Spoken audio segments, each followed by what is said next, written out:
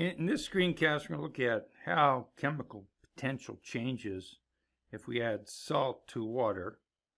In particular, using that change to explain why the freezing point is decreased and the boiling point is increased when salt is added to water.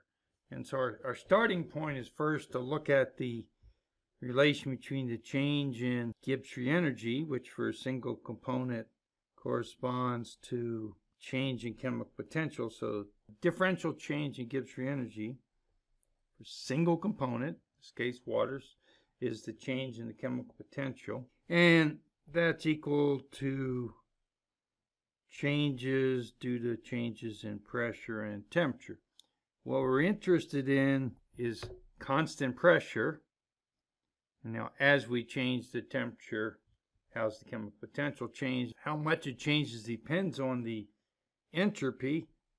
And what's important is the entropy of a vapor is larger entropy of a liquid, larger entropy of a solid. So what we're going to do is look at what a plot of chemical potential versus temperature looks like over narrow temperature ranges, and then use that to explain the freezing point depression, the boiling point and elevation. So let's look at the figure first. So we can see that the liquid chemical potential decreases more as we raise the temperature than the solid, because the liquid entropy is greater than the solid entropy. And the solid lines in this case correspond to the stable phase, namely at low temperature solid has the lower chemical potential, therefore that's a stable phase. Higher temperature liquid has the lower chemical potential, therefore that's a stable phase.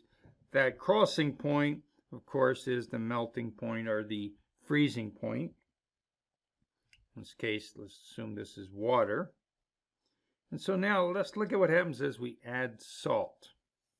So on the right, we show with the black line that adding salt to water lowers the chemical potential of water. It decreases the chemical potential of water, decreases the mole fraction of water.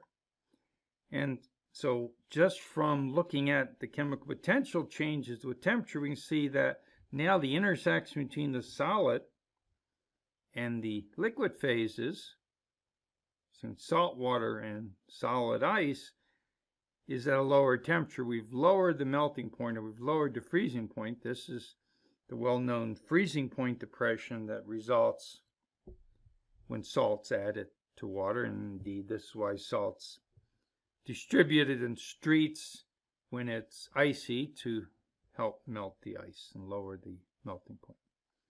Well, let's look at the same idea now for a boiling point elevation. So again, let's look at a plot of chemical potential for vapor and liquid. So here we're looking at the chemical potential for liquid and vapor. The y-axis scale is different, and it's not necessarily at the same pressure as before, but we're at a pressure where the entropies don't differ too dramatically between the liquid and the vapor phase, so at higher pressure. The main thing they're interested in is that at low temperatures, liquid is the stable phase, lower chemical potential. At high temperatures, vapor is the stable phase. And then the intersection corresponds to the boiling point, the temperature where at the pressure, because we fixed the pressure here, the temperature of boiling would take place.